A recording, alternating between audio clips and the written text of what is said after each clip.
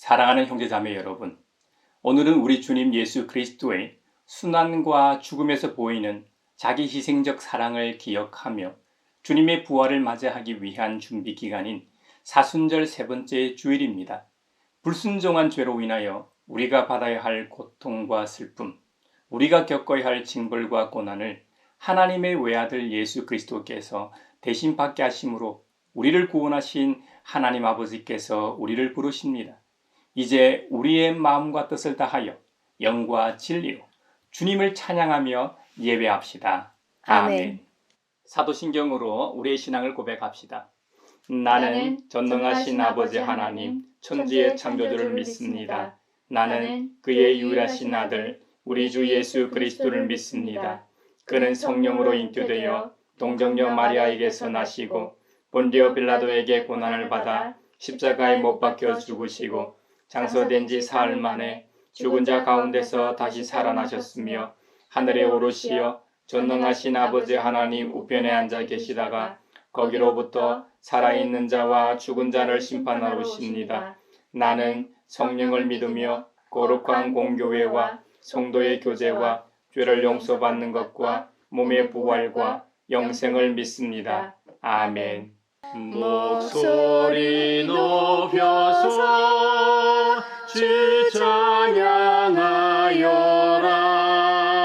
영광과 권세와 존귀와 위엄을 오늘이 다스리시는 만왕의 왕께 돌려라.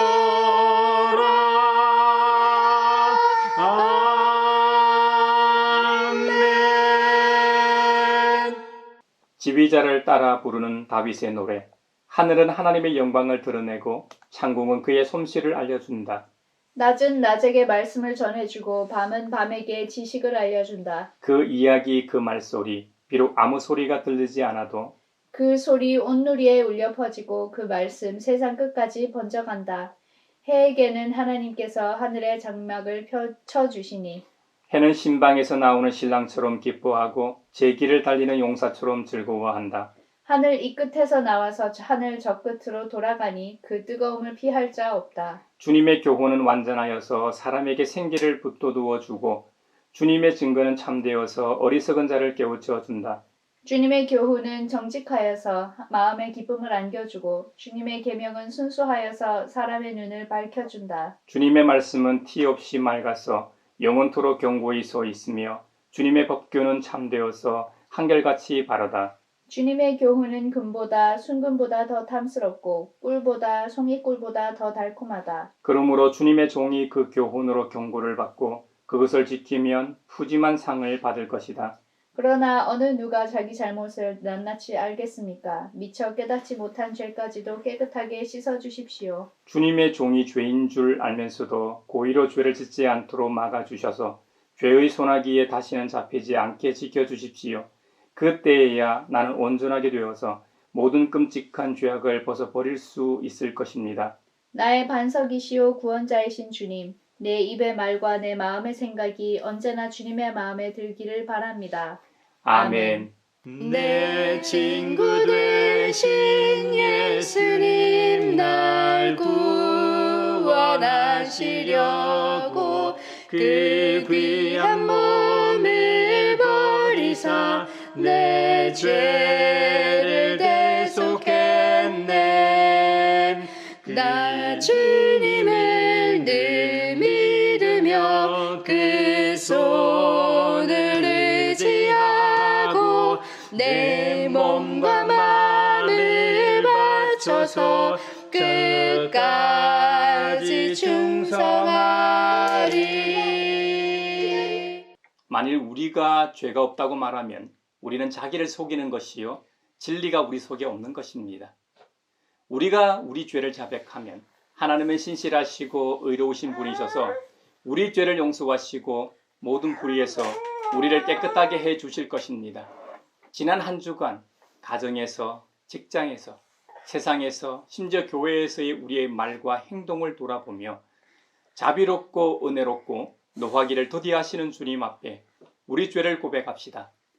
주님께서 저에게 은총을 베푸시는 것이 사실이면 우리의 악과 우리의 죄를 용서해 주시고 모든 불의에서 우리를 깨끗하게 해주시고 우리를 주님의 자녀로 삼아 주시옵소서. 내 마음속을 비추시는 주님, 어둠에서 나를 지켜주소서. 내 마음속을 비추시는 주님, 당신 사랑 안에 쉬리라.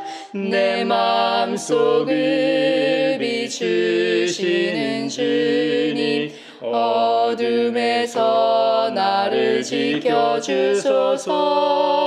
내 마음속을 비추시는 주님, 당신 사랑 안에 쉬리라.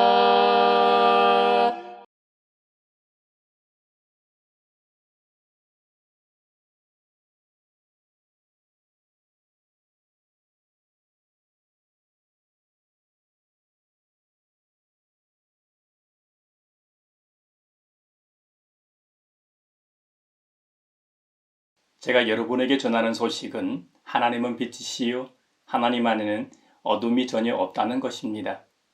그러므로 하나님께서 빛 가운데 계신 것과 같이 우리가 빛 가운데 살아가면 우리는 서로 사귐을 가지게 되고 하나님의 아들 예수님의 피가 우리를 모든 죄에서 깨끗하게 해 주십니다. 이제 주님께서 우리의 죄를 용서하셨음을 주님의 이름으로 선언합니다. 아멘. 못 박힌 손발 보니 큰 자비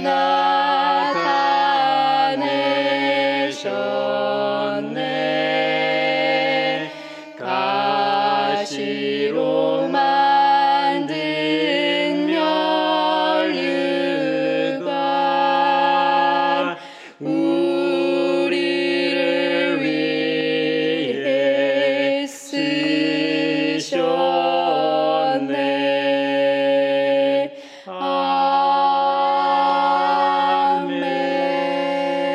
아멘. 오늘 우리에게 주신 구약의 말씀은 출애굽기 20장 1절에서 17절입니다. 하나님의 말씀을 경청하십시오. 이 모든 말씀은 하나님이 하신 말씀이다. 나는 너희를 이집트 땅 종살이 하던 집에서 이끌어낸 주 너희의 하나님이다. 너희는 내 앞에서 다른 신들을 섬기지 못한다. 너희는 너희가 섬기려고 위로 하늘에 있는 것이나 아래로 땅에 있는 것이나 땅 아래 물속에 있는 어떤 것이든지 그 모양을 본떠서 우상을 만들지 못한다. 너희는 그것들에게 절하거나 그것들을 섬기지 못한다. 나 주 너희의 하나님은 질투하는 하나님이다. 나를 미워하는 사람에게는 그 죄값으로 본인뿐만 아니라 3, 4대 자손에게까지 벌을 내린다. 그러나 나를 사랑하고 나의 계명을 지키는 사람에게는 수천 대 자손에 이르기까지 한결같은 사랑을 베푼다. 너희는 주 너희 하나님의 이름을 함부로 부르지 못한다. 주는 자기의 이름을 함부로 부르는 자를 죄 없다고 하지 않는다. 안식일을 기억하여 그 날을 거룩하게 지키라. 너희는 엿새 동안 모든 일에 힘써 하여라. 그러나 이른 날은 주 너희 하나님의 안식일이니 너희는 어떤 일도 해서는 안 된다. 너희나 너희의 아들이나 딸이나 너희의 남종이나 여종만이 아니라 너희 집짐승이나 너희의 집에 머무르는 나그네라도 일을 해서는 안 된다. 내가 엿새 동안 하늘과 땅과 바다와 그 안에 있는 모든 것을 만들고 이렛 날에는 쉬었기 때문이다. 그러므로 나 주가 안식일을 복주고 그 날을 거룩하게 하였다. 너희 부모를 공경하여라. 그래야 너희는 주 너희 하나님이 너희에게 준 땅에서 오래도록 살 것이다. 살인하지 못한다. 간음하지 못한다. 도둑질하지 못한다. 너희 이웃에게 불리한 거짓 증언을 하지 못한다. 너희 이웃의 집을 탐내지 못한다. 너희 이웃의 아내나 남종이나 여종이나 소나 나귀나 할 것 없이 너희 이웃의 소유는 어떤 것도 탐내지 못한다. 아름답고 귀한 말씀 생명샘이로다. 아름답고 귀한 말씀 생명샘이로다. 오늘 우리에게 주신 서신의 말씀은 고린도전서 1장 18절에서 25절입니다. 하나님의 말씀을 경청하십시오. 십자가의 말씀이 멸망할 자들에게는 어리석은 것이지만 구원을 받는 사람인 우리에게는 하나님의 능력입니다. 성경에 기록하기를 내가 지혜로운 자들의 지혜를 멸하고 총명한 자들의 총명을 패할 것이다 하였습니다. 현자가 어디에 있습니까? 학자가 어디에 있습니까? 이 세상의 변론가가 어디에 있습니까? 하나님께서는 이 세상의 지혜를 어리석게 하신 것이 아닙니까? 이 세상은 그 지혜로 하나님을 알지 못하였습니다. 하나님의 지혜가 그렇게 되도록 한 것입니다. 하나님께서는 어리석게 들리는 설교를 통하여 믿는 사람들을 구원하시기를 기뻐하신 것입니다. 유대 사람은 기적을 요구하고 그리스 사람은 지혜를 찾으나 우리는 십자가에 달리신 그리스도를 전합니다. 그리스도가 십자가에 달리셨다는 것은 유대 사람에게는 거리낌이고 이방 사람에게는 어리석은 일입니다. 그러나 부르심을 받은 사람에게는 유대 사람에게나 그리스 사람에게나 이 그리스도는 하나님의 능력이요 하나님의 지혜입니다. 하나님의 어리석음이 사람의 지혜보다 더 지혜롭고 하나님의 약함이 사람의 강함보다 더 강합니다. 아름답고 귀한 말씀 생명샘이로다. 아름답고 귀한 말씀 생명샘이로다. 오늘 우리에게 주시는 복음의 말씀은 요한복음 2장 13절로 22절입니다. 주님의 말씀을 경청하십시오. 유대 사람의 유월절이 가까워져서 예수께서 예루살렘으로 올라가셨다.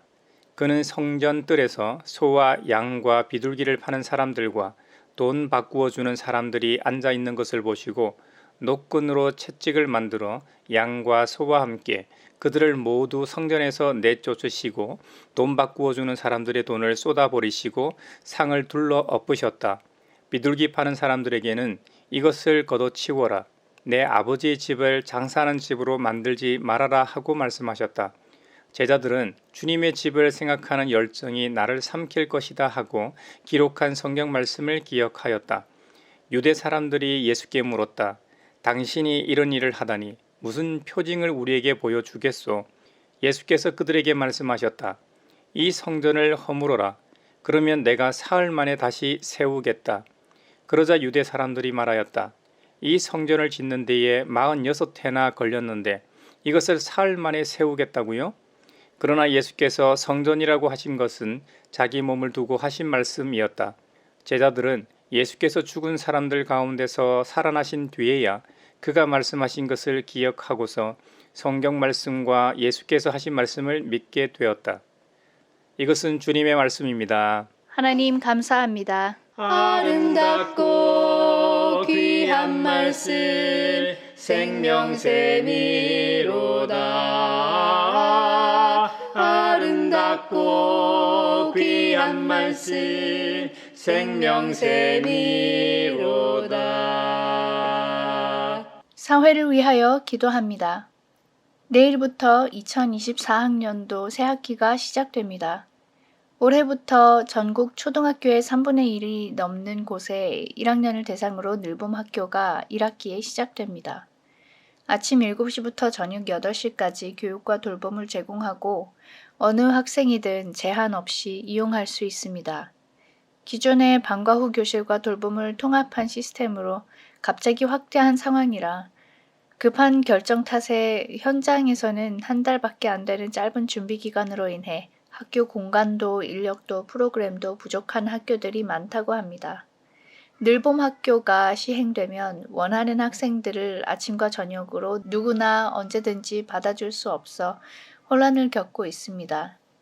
부디 역량을 충분히 갖춘 기간제 교사들이 지원하게 하시고 지금도 업무에 시달려 가장 힘들어하는 초등학교 저학년 교사들이 충분히 교육할 수 있는 여건이 조성되게 하소서. 혼란한 학교에 자녀를 보내는 학부모도 걱정되고 아이들을 하루 종일 학교에 보낼 수밖에 없는 상황도 미안할 것입니다. 근본적으로 노동 환경이 개선되어 부모가 일찍 퇴근하여 가정에서 초등학생들이 가족과 함께 생활할 수 있는 충분한 월급을 받는 사회가 되게 하소서. 우리 기도를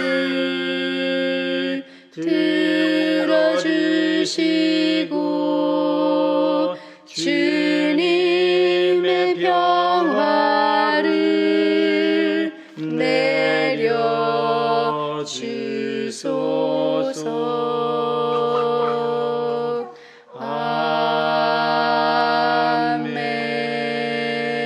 아멘. 교회를 위하여 기도합니다. 코로나 이후 교회와 그리스도인들은 한 번도 가보지 않은 길을 걸어가고 있습니다. 원상 회복한 교회들도 있지만 적지 않은 교회들이 여전히 어려움을 겪고 있습니다. 등록된 6만 개의 교회 중에 16%인 6,900개의 교회가 문을 닫았다는 통계도 있고 국세청에 세금 신고를 한 4만 1,619개의 교회 중 코로나 2년 동안 4,519개의 교회가 문을 닫은 것으로 보고되기도 했습니다. 그만큼 미자리 교회들은 힘들고 그곳에서 목회하는 목회자들은 더 힘든 상황입니다. 미자리 교회들은 임대료를 못 내 문 닫는 상황이고 목회자들은 목회와 함께 살 길을 찾아야 하는 상황이라 목회에 전념하지 못하고 있습니다. 본 교회가 소속된 예장 통합만 목회자의 이중직이 공식적으로 법제화됐을 뿐 타 교단에서는 아직 제자리 걸음 중입니다. 제도 시스템적으로도 목회자의 살 길이 열리게 하시고 순수한 복음의 열정이 식지 않도록 성령님의 도우심이 있게 하소서. 우리 기도를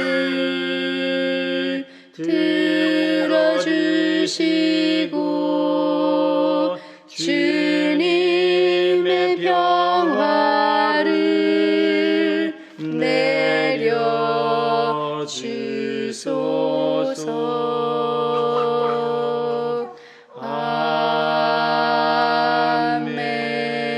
아멘. 세계를 위하여 기도합니다. 지금도 계속되는 이스라엘과 하마스의 전쟁이 하루빨리 종식되게 하소서. 지난 29일은 이스라엘 방위군의 발표와 군중의 혼란으로 구호품을 받으려 기다리던 팔레스타인 민간인 100명 이상이 숨지고 700명 이상이 부상당했다고 합니다.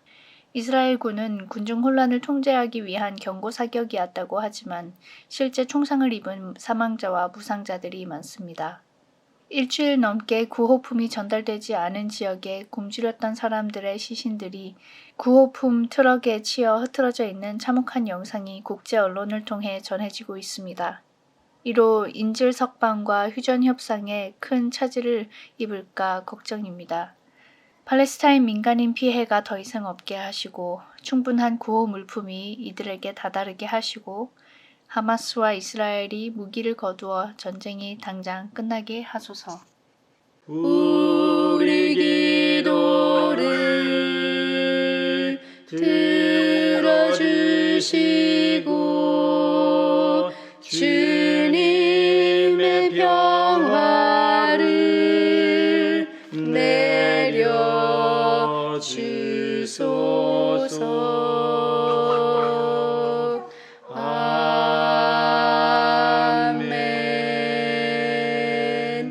예수님께서 성전을 청결하게 하신 일은 사복음서에 다 나오는 기사입니다. 공관복음인 마태, 마가, 누가복음에는 예수님께서 마지막으로 예루살렘으로 올라가신 주간, 즉 공생의 마지막에 일어난 일로 기록하고 있습니다. 반면 요한복음에는 예수님의 공생의 초기에 성전 청결 사건을 위치해 놓고 있습니다. 요한복음이 공관복음과 달리 예수님의 성전 청결 사건을 다른 시기로 편집한 이유는 요한복음의 성격 때문입니다. 먼저 요한복음과 공관복음의 차이를 살펴보죠. 공관복음이 예수님께서 공생의 기간 약 1년 동안 갈릴리를 중심으로 사역 활동하시다 마지막에 십자가를 지시기 위해 예루살렘으로 한 번 올라가서 한 주간 머무신 것으로 보도합니다. 갈릴리와 예루살렘을 오고 간 것이 1회라고 한다면 요한복음은 갈릴리와 이 예루살렘을 반복적으로 3번 왔다 갔다 하신 교차 구조를 보이고 있습니다. 공간복음에서는 유월절이 한 번 나오지만 요한복음에는 서로 다른 유월절이 3번, 2장, 6장, 12장에 나오기 때문이죠.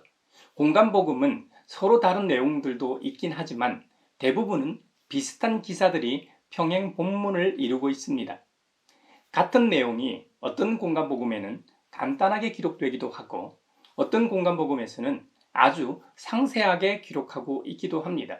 예를 들어 예수님께서 세례자 요한에게 세례를 받으시는 장면만 비교해 보아도 누가복음에서는 이 예수님께서 세례를 받으시고 기도하실 때에 하늘이 열리며 성령이 비둘기같이 내려오시고 하늘에서 곧이어 넌 내 사랑하는 아들이라 내가 너를 기뻐하노라 하는 소리가 났다고 보도합니다.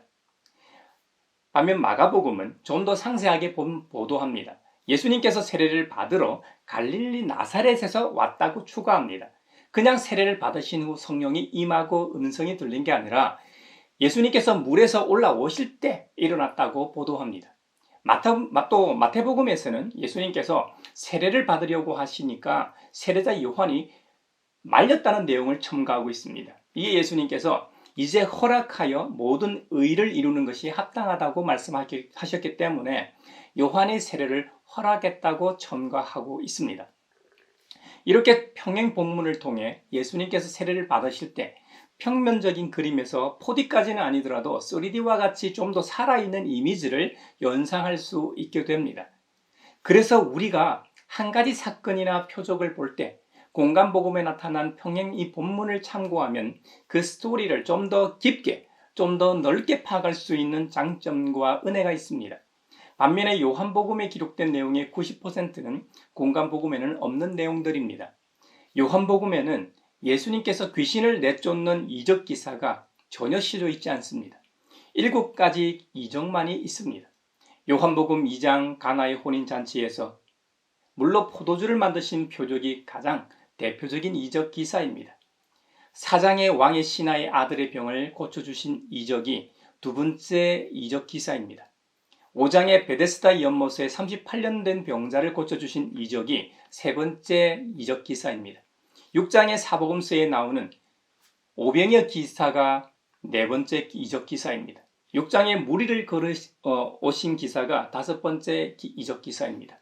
9장에 나면서부터 눈먼 사람을 실로암 못에서 보게 하신 일이 6번째 이적 기사입니다. 마지막으로 11장에 죽은 나사로를 살리신 일이 7번째 이적 기사입니다. 요한복음에는 이렇게 7가지 이적 외에는 그 어떤 이적도 기록하고 있지 않습니다. 공간복음에 나오는 비유들은 많이 빠져 있는 반면에 영생에 대해 나누는 니고데모와의 대화나 영적인 예외에 대해 나누신 사마리아 여인과의 대화 같은 예수님의 설교는 반대로 공간복음에는 수록되어 있지 않습니다. 요한복음은 그 성격 때문에 사도 요한이 의도적으로 이렇게 편집하여 기록한 것으로 보입니다. 요한복음은 성령이 자주 언급되고 있고 신약 성경에서도 독특하게 하나님의 거룩한 영이신 성령님을 보혜사로 명시하고 있습니다. 그래서 요한복음을 가장 신학적이고 영적인 복음서라고 부릅니다. 특히 예수님의 신성을 강조하고 있습니다. 공간복음에서도 사랑을 강조합니다만 특히 요한복음에서 사랑의 윤리, 서로 사랑하라는 새 계명을 주심으로 특별하게 사랑을 더 강조했기 때문에 요한복음을 사랑의 복음서라고 부르기도 합니다. 공간복음과 요한복음의 두드러진 차이 중 하나가 바로 오늘 본문 내용인 성전 청결 사건입니다. 성전 청결 사건은 제가 여러 차례 설교했습니다만 유대 사람은 누구나 유월절을 비롯하여 3대 명절을 철저하게 지켜야만 했습니다. 유대인의 3대 명절은 무교절로도 불리는 유월절과 칠칠절과 초막절입니다. 출애굽기 23장에서는 무교절, 맥추절, 수장절이라고 부르고 출애굽기 34장에서는 무교절과 칠칠절이라고 부르는 초실절, 그리고 수장절이라고 부르고 신명기 16장에서는 무교절, 칠칠절, 초막절로 부르고 있습니다. 그러니까 무교절은 유월절과 같은 것이고 칠칠절은 초실절, 오순절과 같은 것이고 초막절은 수장절, 장막절과 동일한 것이죠.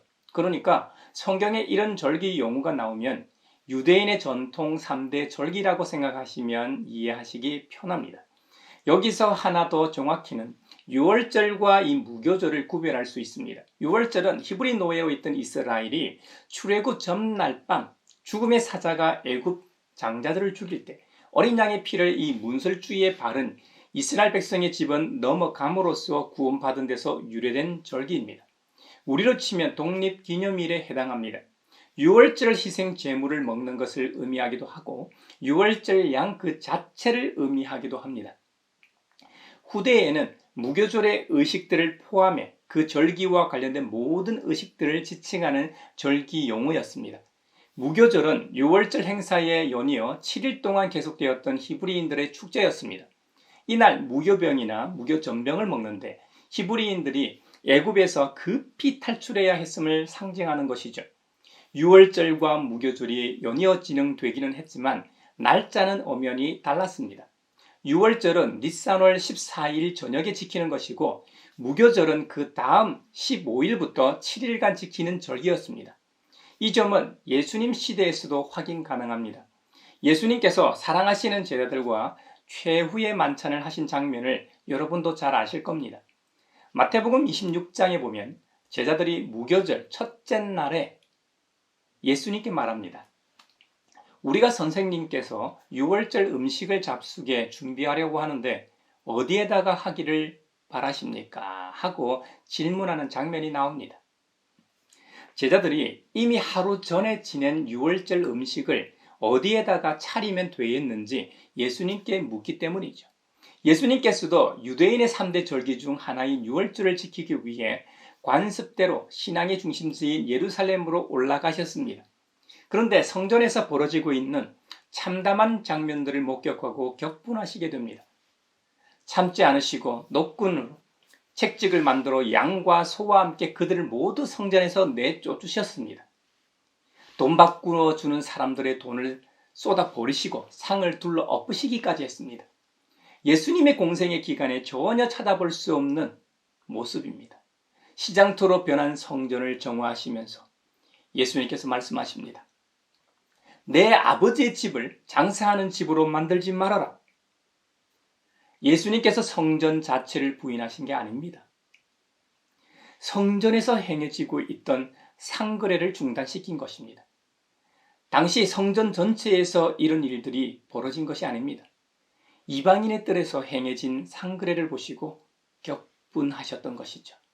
광야에서의 성막이나 가나안 정착 후 다윗 솔로몬에 의해 건축된 최초의 성전이나 이후 2차례 더 건축된 모든 곳은 사이즈는 다 달라도 동일한 장소들로 건축되었습니다. 제일 안쪽이 지성소고 그 밖이 성소고 그 밖이 성전뜰로서 이곳에서 제사 제물을 잡고 피를 뿌리고 번제단에서 제물을 태워 분향했던 것입니다. 성전 건축이 소상하게 기록되어 있는 역대상하를 참고할 때 성전에는 여러 뜰이 존재했습니다. 예수님 당시처럼 제사장 뜰, 이스라엘 뜰, 여인 뜰, 이방인의 뜰과 같은 이름은 아니었지만 분명히 성전 안에는 여러 뜰이 존재했습니다.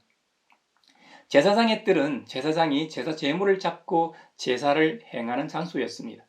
이스라엘의 뜰은 유대인 남자들만 들어갈 수 있었던 장소고 여인의 뜰은 이스라엘 여자들이 들어갈 수 있었던 장소였습니다. 이방인의 뜰은 하나님을 믿는 이방인들이 갈 수 있는 공간이었습니다. 이것은 차별이 아니라 구별의 장소였습니다. 이방인의 뜰을 보아도 이스라엘이 아무리 선민이라고 해도 하나님께서는 구약 시대부터 이미 보편적 구원이 주님의 뜻임을 성전을 통해 보여주십니다.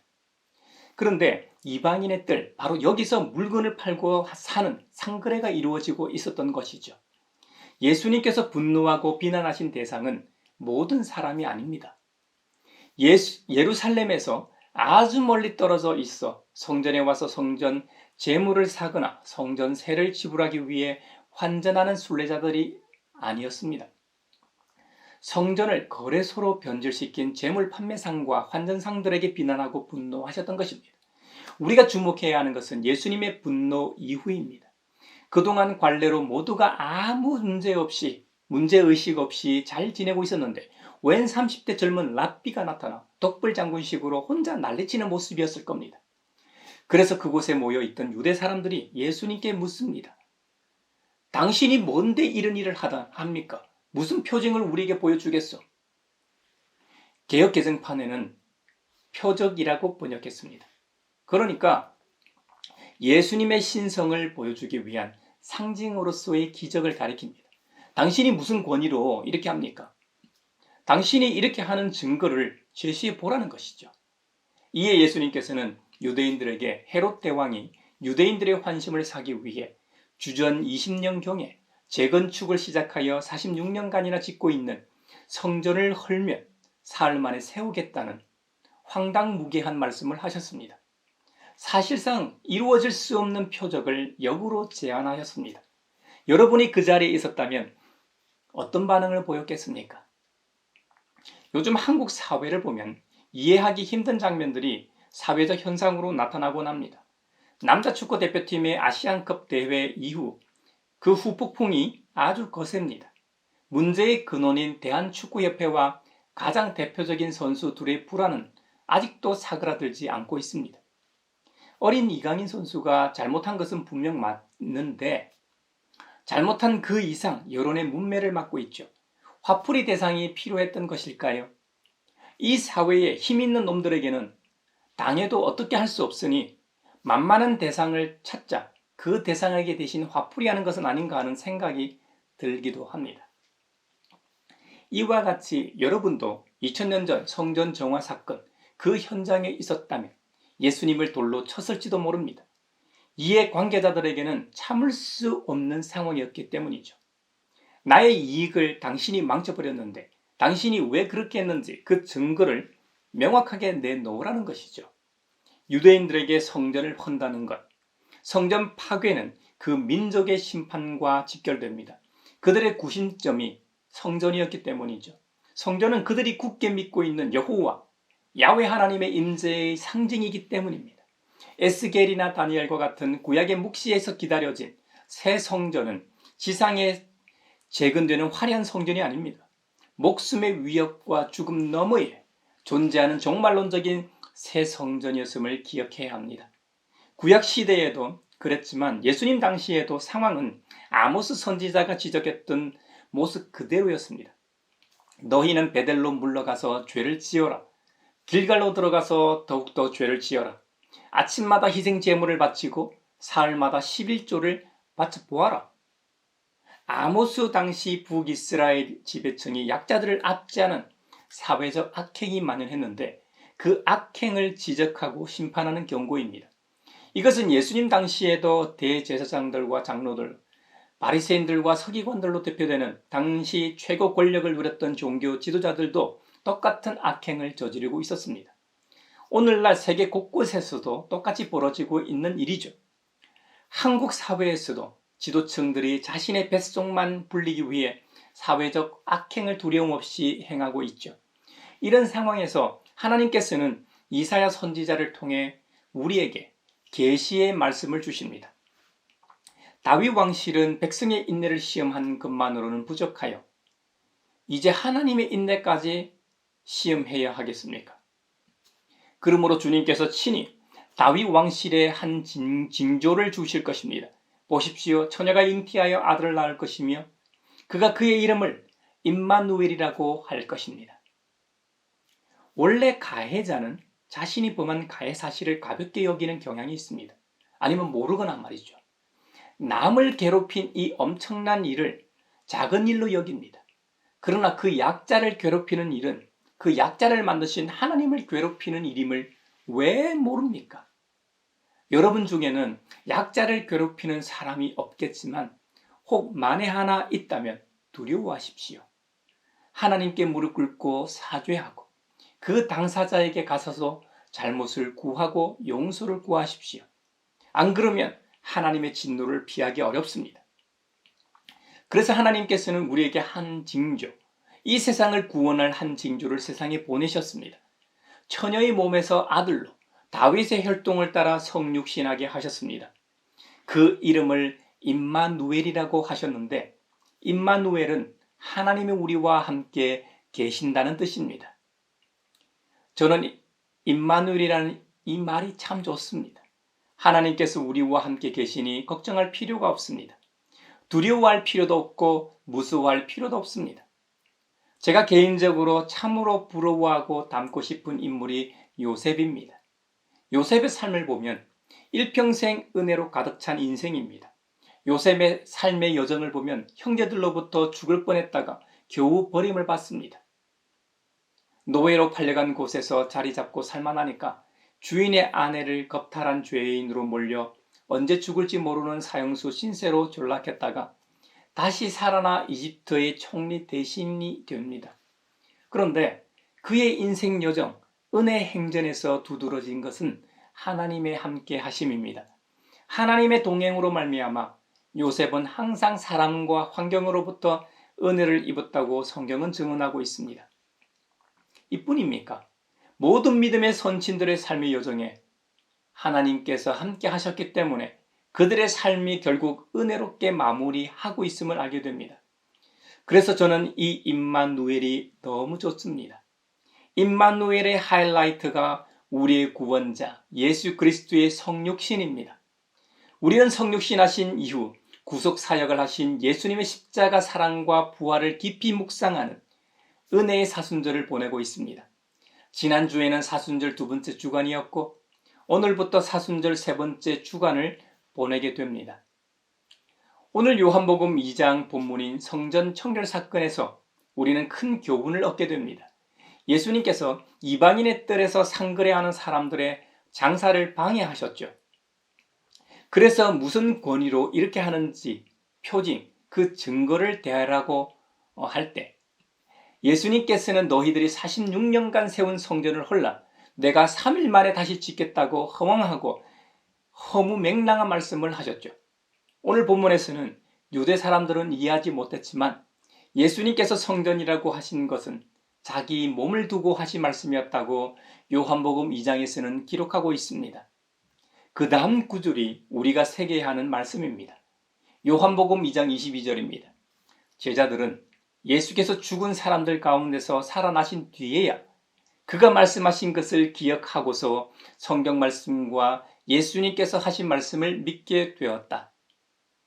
예수님께서 말씀하신 성전은 헤롯 대왕이 46년간 지은 가시적인 성전이 아닙니다. 예수님의 부활로 말미암아 성령의 능력 안에 있는 새로운 성전을 가리킵니다. 6월절 어린 양 되시는 예수님 이전에 제사장을 통해 하나님께 회개하고 만남을 가졌던 성전이 아니라 원하는 사람은 누구나 직접 하나님 아버지께 나아갈 수 있는 종말론적 장소를 가리킵니다. 바로 그것을 이 땅에 마련하신 분이 예수님이십니다. 예수님께서 성육신하시고 이 땅의 공생애 동안 사역하신 이유입니다. 무엇보다 십자가에서 죽으시고 부활하신 참 의미입니다.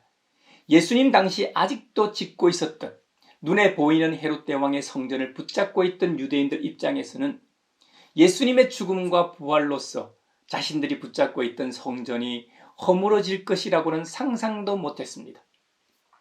그렇기 때문에 예수님의 말씀의 진정한 의미를 이해할 수 없었을 겁니다. 근데 문제는 예수님의 제자들도 마찬가지였다는 점입니다.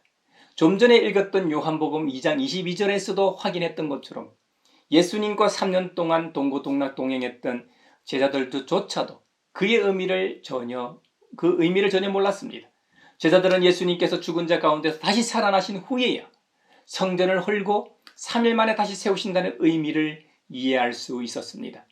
예수님께서 말씀하신 것을 제자들은 예수님의 부활 이후에 비로소 온전하게 깨닫게 되었습니다.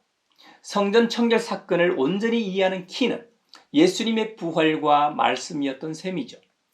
아마도 사도 요한이 성전 정화 사건을 공간 복음과 달리 공생의 초기에 배치한 것은 가나의 혼인잔치 표적과 함께 예수님과 예수님의 사역을 요약적으로 보여주기 때문일 겁니다. 무엇보다 유대인들이 하나님의 인재의 상징으로 인식했던 장소가 지금부터는 예수님의 몸이 되기 때문입니다. 그래서 요한복음이 영적인 복음서인 것이죠. 인간 예수님으로서는 그의 마지막 날이 다가오고 있다는 것을 의미합니다. 결국 예수님께서는 십자가에서 죽으시고 약속하신 대로 3일 만에 다시 살아나셨습니다. 부활 후 성전이 완성된 것이죠. 성전은 교회이므로 교회의 머리가 예수님이시고 예수님을 믿는 모든 그리스도인들이 그분의 몸이 됩니다. 이 거룩한 몸은 이미 완성되었지만 후대에 믿는 이들을 통해 더욱더 완성되어 가는 몸입니다. 참으로 신비하죠. 46년 동안 짓고 있는 성전을 헐라 내가 3일 만에 다시 세우겠다는 표적은 가장 강력한 표적으로 나타났습니다. 사도 요한은 가나의 혼인잔치에서 물로 포도주를 만드신 예수님의 표적을 첫 번째로 소개하며 사람들로 하여금 예수님의 제자로 만드는 데 도움을 주었다고 기록하고 있고 실제로 도움이 됐습니다. 가나의 혼인잔치에서 물로 포도주를 만드신 공생의 첫 표적으로부터 시작하여 수많은 표적들이 그 증거이지만 가장 확실하고 강력한 표적은 바로 부활입니다. 예수님께서 친히 말씀하신 것처럼 나는 부활이요 생명이니 나를 믿는 사람은 죽어도 살고 살아서 나를 믿는 사람은 영원히 죽지 않는다고 하셨습니다. 사도 바울의 증언처럼 만약 부활이 없다면 우리의 믿음도 헛된 것이지만 예수님께서 성전을 헐라 내가 3일 만에 다시 세우리라고 하신 말씀도 거짓된 말입니다. 그런데 예수님께서 진짜로 부활하셨으므로 우리의 믿음도 진짜고 사람들이 보여달라고 요청했던 표적도 예수님께서 보여주셨던 것이죠. 사랑하는 형제자매 여러분, 우리가 믿음이 있다고 하지만 그 믿음이라는 것이 완벽하지 않다는 것을 알아야 합니다. 우리는 성령님을 통해 인격적으로 예수님을 만났습니다만 예수님의 제자들은 우리가 기록으로 만나는 예수님을 직접 3년 동안 동고동락 동행한 사람들입니다. 예수님과 함께 숨을 쉬며 먹고 마셨습니다. 그분의 실제적 땀 냄새와 피곤함, 사랑과 나눔 현장에 함께 있던 자들입니다. 그럼에도 불구하고 예수님께서 하신 말씀의 참 의미를 깨닫지 못하다 부활 이후에 비로소 깨달았습니다. 그러니 우리도 너무 자만하지 맙시다. 그러면서도 한편으로는 감사합시다. 제자들은 부활 이전에였기 때문에 몰랐다가 부활 이후에 깨닫지 않았습니까? 그런 점에서 우리도 부활 이후에 신앙생활을 하는 사람들이기 때문에 동일한 입장이고 똑같이 예수님의 말씀을 받은 자들이라는 점에서도 동일하지 않습니까? 아니, 제자들보다 더 유리한 입장입니다. 그들이 천재적 기억력을 가지고 있는 것도 아니고 지금처럼 영상이나 녹음을 통해 반복할 수도 없었던 점에 비하면 정경화를 통해 성경 66권으로 완성된 이 성경을 가지고 있는 우리가 신앙생활하고 믿음 생활하기에는 분명 더 유리한 조건입니다. 사실 우리의 믿음은 부활 이후 비로소 시작이라고 해도 과언이 아닐 겁니다. 그러니 사순절을 통해 십자가의 사랑과 순환을 깊이 묵상하며 부활을 준비하는 우리 모두가 되길 바랍니다. 그래서 우리의 신앙이 더 깊어지고 우리의 믿음이 더 확고해지길 바라며 축원합니다.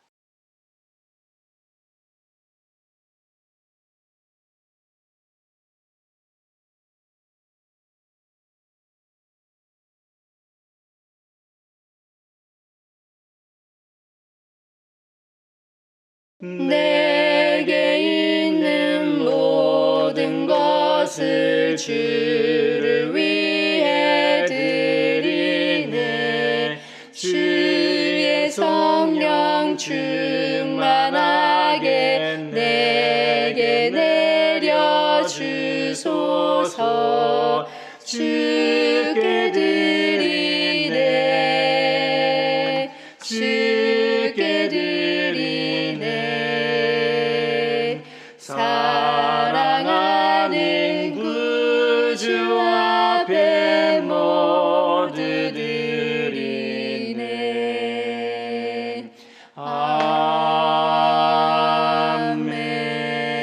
아멘. 여기에 모인 우리는 우리의 믿음의 역사와 사랑의 수고와 우리 구주 예수 그리스도에 대한 소망의 인내를 여기 연보에 담아 올려드립니다.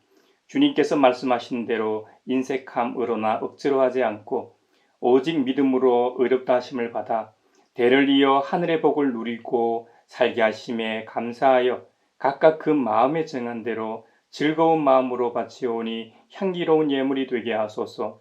은혜의 주님, 우리의 정성을 어여삐 여기시어 주님께서 베푸신 은혜에 비하면 보잘것없지만 말씀하신 대로 미리 구별하여 드리오니 기쁘게 받으시옵소서. 우리의 가진 것이 비록 적어도 바치는 기쁨은 더 커지고 비록 버는 것이 적어도 나누는 즐거움은 더욱 넘쳐 우리 믿음의 소문이 각처에 퍼지게 하소서.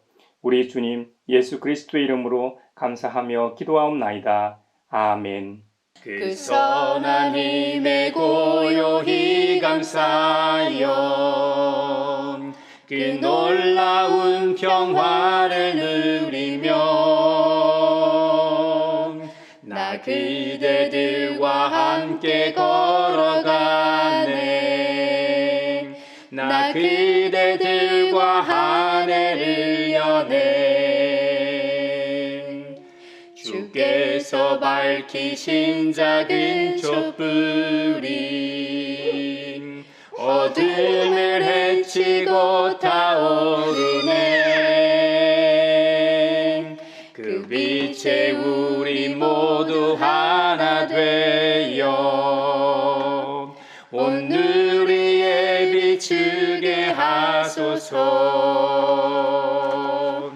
그 선한 힘이 우릴 감싸시니 믿음으로 일어나릴 기대하네. 주 언제나 우리와 함께 계셔 하루 또 하루가 늘 새로워. 서로 평화 인사를 합시다. 주님의 평화를 빕니다. 주님의 평화를 빈다, 얘들아. 주님의 평화가 여러분과 함께 하시길 바랍니다. 이제 축도하겠습니다.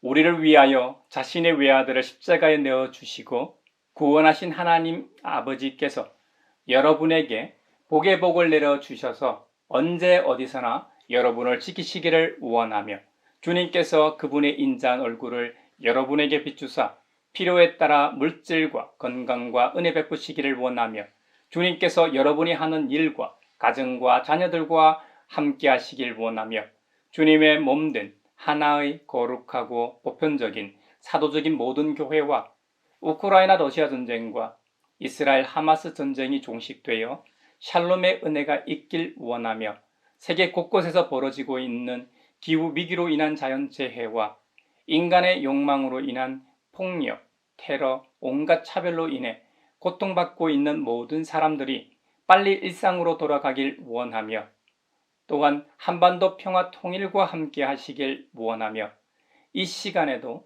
하나님 나라와 예수 그리스도 복음 전파를 위해 수고하고 있는 선교사들과 함께 하시길 원하며 오늘 말씀처럼 우리의 믿음에 대해 너무 자고하지 않고 부활 이후에 비로소 주님의 몸된 성전의 참 의미를 깨달았던 제자들처럼 주님의 부활과 성령의 조명하심으로 인해 성전 청결 사건의 참 의미를 깨달은 모든 사람들 위에 평강 주시기를 성부와 성자와 성령의 이름으로 축원하옵나이다. 아멘.